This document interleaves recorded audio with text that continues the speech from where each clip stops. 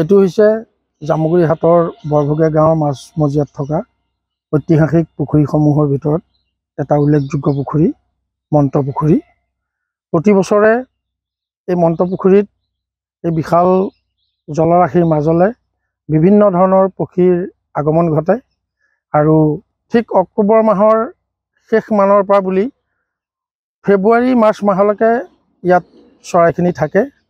এটা খুব সুন্দৰ নান্দনিক সৌন্দৰ্য আমাৰ অঞ্চলটোৰ মানুহে এই নান্দনিক সৌন্দৰ্য উপভোগ কৰিবলৈ ৰাতিপুৱা ফুৰিবলৈ আহোঁতে হওক বা আবেলি সময়তো হওক বহুত মানুহৰ ইয়াত সমাগম হয় আৰু পৰ্যায়ক্ৰমে যে ৰাইজৰ নিৰাপত্তা দি ৰখাৰ কাৰণে এই অঞ্চলত ক্ৰমান্বয়ে পক্ষীৰ পৰিসংখ্যাটো বাঢ়িছে আগতকৈ।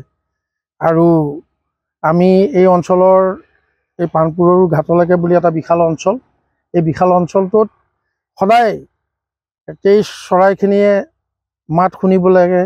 ইয়াত বিভিন্ন মানুহ ৰৈ ৰৈ চাই যায় আৰু সকলোৱে খুব সুন্দৰভাৱে সংৰক্ষণ কৰাৰ ক্ষেত্ৰত সকলো সজাগ।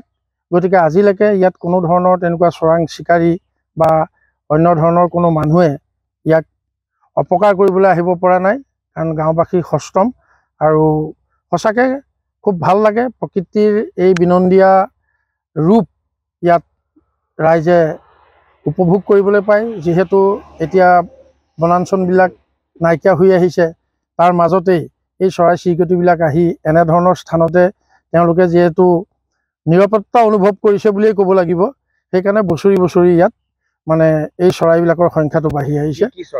ইয়াত বিভিন্ন ধৰণৰ হাঁহ আহে, শৰালী জাতীয় চৰাইবিলাক আহে, এনেকুৱা ধৰণৰ চৰাইখিনি আহে। হয়, এনেধৰণৰ শামুক ভঙা এনেকৈ বিভিন্ন ধৰণৰ চৰাই ইয়ালৈ আহে।